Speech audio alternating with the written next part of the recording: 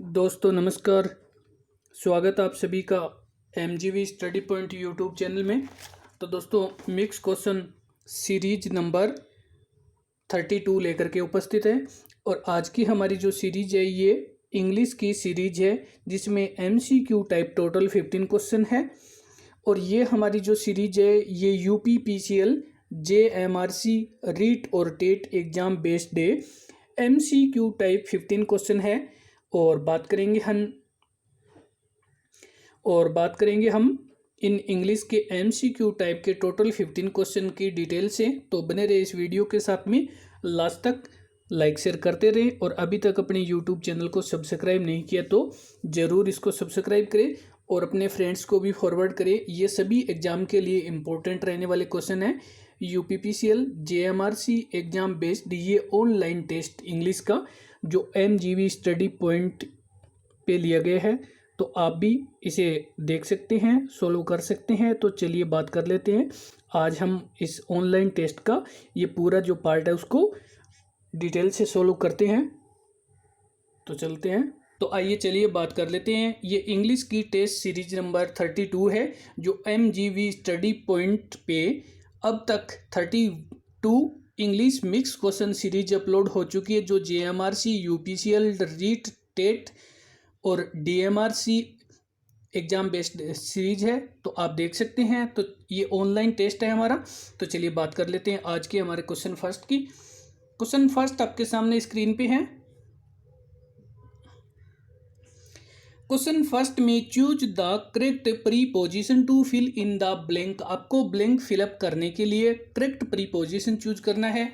और यहाँ पे हमारे पास सेंटेंस है she can swim dash the river. यहाँ पे डैश डैश करके द रिवर। तो यहाँ पे हमारे पास जो सेंटेंस दिए गए she can swim dash the river, तो इसके लिए आएगा एक्रॉस द रिवर। एक्रॉस एक किनारे से दूसरे किनारे पर जाने या उस पार से इस पार से उस पार जाने के अर्थ के लिए एक्रॉस का यूज किया जाता है। और अब हम बात करने वाले हैं हमारे पास ये जो अप का अर्थ होता है ऊपर, और ये नीचे से ऊपर चढ़ने के अर्थ में प्रयुक्त होता है। जैसे किसी पहाड़ पे चढ़ना है, पेड़ पे चढ़ना है, तो ये अप का यूज किया जाता है। और आगे हमारे पास अंडर का मीन्स होता है नीचे, लेकिन ये बिना टच किए होते हैं। जैसे cow is sitting under a tree.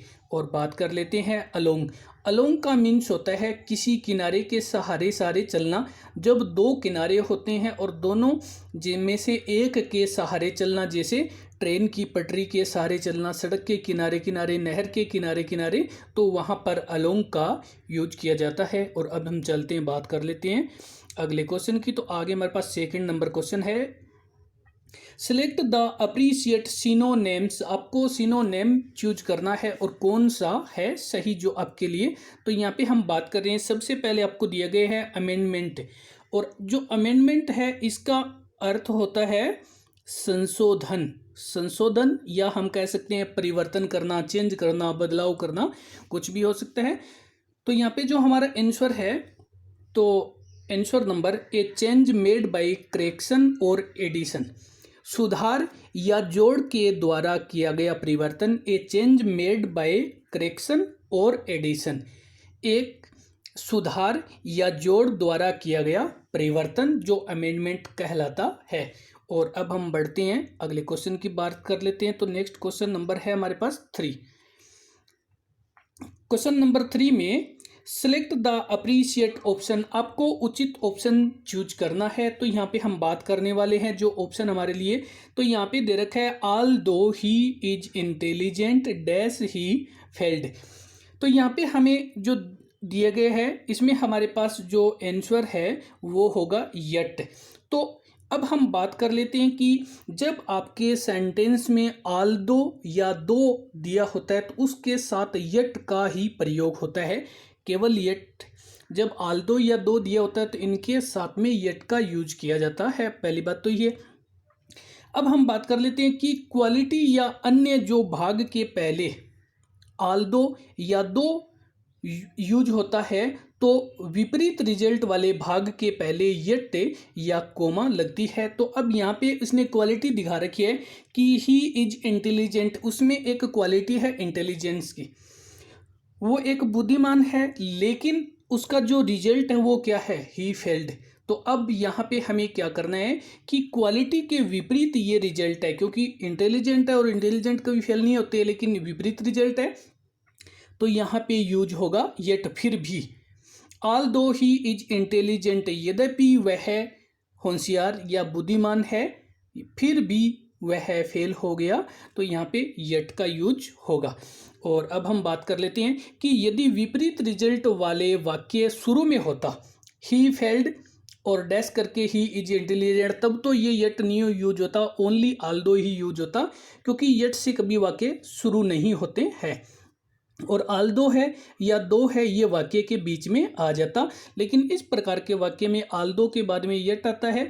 Quality या अन्य भाग के पहले ऑल्दो या दो दिया होता है, तो विपरीत रिजल्ट के पहले आपको येट का प्रयोग करना होता है। और अब हम चलते हैं, बात कर लेते हैं अगले क्वेश्चन की। तो आगे हमारे पास क्वेश्चन नंबर है 4। क्वेश्चन 4 में सिलेक्ट द अप्रीशिएट ऑप्शन, उचित ऑप्शन आपको सिलेक्ट करना है। और यहाँ पे आपको दिया गया है जो he is going to play a match, आपको यहाँ पे दिया गया है he is going to play a match, वह एक मैच खेलने जा रहा है। तो चलिए सबसे पहले तो हम बात कर लेते हैं, ये एक्टिव वॉइस का सेंटेंस है और आपको इसको चेंज करना है पैसिव वॉइस में। एक्टिव के सेंटेंस को आप पैसिव में कन्वर्ट करेंगे, तो चलिए यहाँ पे हम बात कर लेते हैं कि जो सेंटेंस दिया गया है he is going to play a match, और इस सेंटेंस में हमारे पास जो दिया गया है कि सबसे पहले तो ये सेंटेंस की इसमें सबसे पहले सब्जेक्ट दिया गया है ही, और उसके बाद में जो इज दिया गया है इज आर एम, और उसके आगे आपको दिया गया है गोइंग, और गोइंग के आगे टू, और टू के बाद वर्ब की फर्स्ट फॉर्म। तो हमें इतना ही ध्यान रखना है कि जब is are am going to और वर्ब की फर्स्ट फॉर्म दी होती है, तो ये जो गोइंग टू होती है ये मेन वर्ब नहीं होती है, इसके आगे वाली मेन वर्ब होती है। तो ये गोइंग टू है वो अपने गोइंग टू ही रह जाती है। तो अब हम इसको किस प्रकार से चेंज कर सकते हैं, तो आइए देख लेते हैं कि गोइंग टू वाले सेंटेंस को हम किस प्रकार से, एक्टिव में जब is are am going two plus verb की फर्स्ट फॉर्म हो, तो हम पैसिव वॉइस में इसको किस प्रकार से चेंज करेंगे। तो पैसिव वॉइस में ये इज आर और एम और इनके बाद में गोइंग टू है, वो गोइंग टू ही आ जाएगा, और उसके बाद में अपने को लगाना है बी, और बी के बाद में वर्ब की थर्ड फॉर्म लगानी है। बाकी बाई करके सब्जेक्ट है उसको लाना ही है, और पहले जो ऑब्जेक्ट है उसको लगाना है। तो अब हम देख लेते हैं कि हमारे इस प्रकार के सेंटेंस में, जो कि सबसे पहले हमारे पास यहाँ जो सेंटेंस दिया गया है, इसमें हम देखते हैं कि हमारे पास सेंटेंस कौन सा है। तो हमारा आंसर है ऑप्शन डी। ऑप्शन डी में दिए गए है ए मैच, क्योंकि ए मैच है वो ऑब्जेक्ट है, तो इसको सब्जेक्ट के स्थान पे लाएंगे। तो मैच भी सिंगुलर है, ही भी सिंगुलर है, तो इज का इज रहेगा। गोइंग टू कोई मेन वर्ब नहीं है, गोइंग टू एक वाक्य की पहचान है, तो ये रहेगा। लेकिन गोइंग टू के बाद अपने को बी लगाना है, और वर्ब की थर्ड फॉर्म बाय करके हिम, क्योंकि ऑब्जेक्ट यहाँ ही है और ही का सब्जेक्ट ही है, तो ऑब्जेक्टिव हिम बन जाएगा। अब हम देखते हैं कि ऊपर वाले जो ऑप्शन है उसमें क्या मिस्टेक है। इसमें हमने जो आर है इसकी वजह से गलत है, और इसमें यहाँ पे बी का यूज नहीं किया गया टू के आगे, और इसमें जो कि प्ले वर्ब की फर्स्ट फॉर्म दी गई है, क्योंकि थर्ड फॉर्म के बिना पैसिव वॉइस नहीं बनती है। तो यहाँ पे हमारा आंसर डी है। और अब हम चलते हैं, बात कर लेते हैं, अधिक डिटेल के लिए आप पैसिव वॉइस देख सकते हैं अपने चैनल में। और चलते हैं, बात कर लेते हैं क्वेश्चन नंबर 5।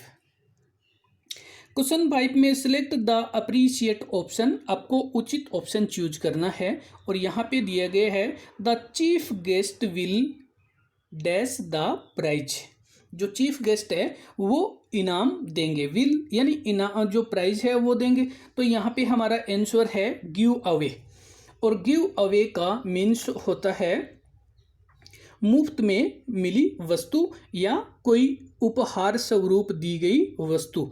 तो यहाँ पे गिव अवे का मीन्स है मुफ्त में मिली हुई वस्तु या उपहार स्वरूप दी गई। तो यहाँ पे जो प्राइज है वो एक उपहार होता है। और अब हम आगे बात कर लेते हैं। तो यहाँ पे जो गिव इन है, गिव इन का जो मीन्स है वो होता है हार मानना, और गिव ओवर का मीन्स होता है सौंपना, और आगे हमारे पास है गिव अप। गिव अप का मीन्स होता है छोड़ना। तो ये हमारी एक फ्रेजल वर्ब टाइप में है। और अब हम चलते हैं अगले क्वेश्चन की। तो आगे हमारे पास क्वेश्चन नंबर है 6। और क्वेश्चन 6 में बात करें तो यहाँ पे the idiom 8 one's fingertips. तो यहाँ पे 8 वंस फिंगर ट्रिप मीन जो इडियम है, जो मुहावरा है 8 वंस फिंगर ट्रिप। तो सबसे पहले तो हम बात करेंगे एक की उंगलियों पर, यानी अब कह सकते हैं एक की उंगलियों पर। और यहाँ पे जो इसका मीन्स है वो दिया गया है। तो यहाँ पे दिया गया है रेडिली अवेलेबल नॉलेज। तो यहाँ पे दिया गया है रेडिली अवेलेबल नॉलेज, आसानी से उपलब्ध ज्ञान। यहाँ इसका अर्थ है आसानी से उपलब्ध ज्ञान। और इस मुहावरे का अर्थ 8 वंस फिंगर टिप्स है। तो इसका जो मुहावरे का अर्थ है रेडिली अवेलेबल नॉलेज, आसानी से उपलब्ध ज्ञान। और आगे हम बात कर लेते हैं यहाँ पे जो दिया गया है मैटर ऑफ सेम, तो शर्म की बात है। और आगे आपको दिया गया है टू टेक रिवेंज, तो प्रतिशोध लेने के लिए या बदला लेने के लिए। और आगे दे रखा है बैलेंसिंग ऑन फिंगर्स, तो उंगलियों पर संतुलन। और चलते हैं बात कर लेते हैं क्वेश्चन नंबर नेक्स्ट जो हमारा क्वेश्चन 7 है। और क्वेश्चन 7 में choose the correct one word, आपको वन वर्ड चूज करना है फॉर दिस सेंटेंस। इस वाक्य के लिए आपको करेक्ट वन वर्ड चूज करना है। तो यहाँ पे हम बात करेंगे जो सेंटेंस है a study of human race. A study एक अध्ययन, ह्यूमन रेसेज यानी मानव जो प्रजाति का, मानव प्रजाति का एक अध्ययन, या कह सकते हैं मानव जाति का अध्ययन। और मानव जाति का जो अध्ययन है ये कहलाता है एंथ्रोपोलॉजी। एंथ्रोपोलॉजी कहलाता है। और ये मनुष्य जाति का विज्ञान, एंथ्रोपोलॉजी है, ये मनुष्य जाति का विज्ञान है। और आगे हम बात कर लेते हैं जो दे रखे हैं। तो यहाँ पे दे रखा है एंथ्रोलॉजी, और ये जो दे रखा है एंथ्रोलॉजी, तो इसका मीन्स होता है the study of human characteristics of various people and relation of them, कि मानव की जातियों का जो कि कैरेक्टरिस्टिक, जो विशेषता, और उन लोगों की, अनेक प्रकार के लोगों की विशेषता और उनकी रिलेशनशिप उनके कैसी है। और आगे दे रखा है आर्कियोलॉजी, तो इसका मीन्स होता है पूरा तत्व। और पूरा तत्व है a study of the human history and prehistory, कि एक मानव का इतिहास और उससे पहले के ज्ञान के बारे में। तो ये होता है पूरा तत्व। और आगे हमारे पास दिया गया है, तो ये दिया गया एथनोमोलॉजी, और इसका मीन्स है वो दिया गया है शब्द साधन।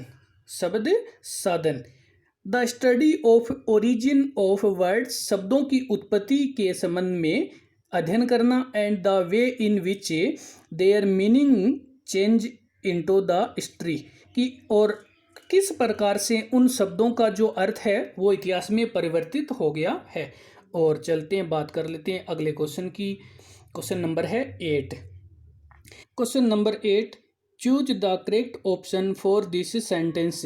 इस सेंटेंस के लिए आपको करेक्ट ऑप्शन चूज करना है। और यहाँ पे हमारा सेंटेंस है there isn't dash truth in this statement. तो यहाँ पे हमारे पास दिया गया है कि there isn't truth in this sentence. तो इस सेंटेंस में एनी का यूज होगा, क्योंकि इजंट है वो एक नेगेटिव फॉर्म दिखा रहा है, और नेगेटिव सेंटेंस के साथ में एनी का यूज किया जाता है। डिटर्मिनर है वो एनी का यूज किया जाता है। और अब हम चलते हैं, बात कर लेते हैं अगले क्वेश्चन की। तो आगे हमारे पास क्वेश्चन नंबर है 9 में choose the correct tense for this sentence, इस वाक्य के लिए आपको करेक्ट टेंस चूज करना है। कौन सा है? तो चलिए पहले तो हम सेंटेंस को रीड कर लेते हैं। ही हैड बीन और यहाँ पे ये TRYING ट्राइंग है। He had been trying to get her on the phone. अब यहाँ पे जो सेंटेंस है उसका मीन्स वह उसे फ़ोन पर पाने का प्रयास कर रहा था। तो यहाँ हमारा जो सेंटेंस है, ये जो सेंटेंस बनता है ये बनता है परफेक्ट कंटिन्यूज टेंस बनता है। ये बनता है पास्ट परफेक्ट कंटिन्यूज का, क्योंकि यहाँ पे इस जो सेंटेंस है इस सेंटेंस में यहाँ पे दिए गए हैं कि एक तो ये ट्राइंग, ये जो दिए गए हैं TRYING ट्राइंग, और यहाँ पे दिए गए हैं तो इस पास्ट परफेक्ट कंटिन्यूज की जो पहचान होती है वो हैड और उसके साथ में बीन और वर्ब फर्स्ट प्लस ING। तो यहाँ पे हैड बीन प्लस ट्राइंग दिया गया है, तो ये पास्ट परफेक्ट कंटिन्यूज टेंस है। और अब हम चलते हैं, बात कर लेते हैं अगले क्वेश्चन की। तो आगे हमारे पास क्वेश्चन नंबर है 10, बात करने वाले हैं इस 10 नंबर की। तो क्वेश्चन 10 में identify the antonyms of the word uncouth. यहाँ पे जो वर्ड दिया गया है अनकोथ, तो इनका मीन्स होता है गंवार। इसका जो मीन है वो है गंवार। यहाँ पे जो आंसर इसका है वो कल्टीवेटेड है। वैसे कल्टीवेटेड का मीन्स होता है खेती या कह सकते हैं इसका कृषि, और वैसे यहाँ पे जोतना भी होता है कल्टीवेशन। और यहाँ पे आगे जो शब्द दिए हैं तो यहाँ पे शब्द दिया गया है क्लूस्मी, तो इसका जो अर्थ है वो है अनाड़ी। और आगे दिए गए यूथ, तो यूथ का मीन्स होता है जवान, युवा कह सकते हैं। और आगे जो दिया गया है अनकवर्ड, इसका मीन्स होता है खुला। और चलते हैं, बात कर लेते हैं अगले क्वेश्चन की। आगे हमारे पास क्वेश्चन नंबर है 11।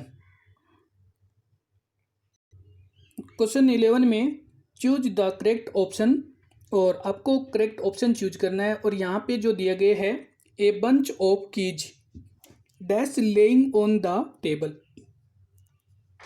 तो यहाँ पे हमारा आंसर होगा is. A bunch of keys dash laying on the table.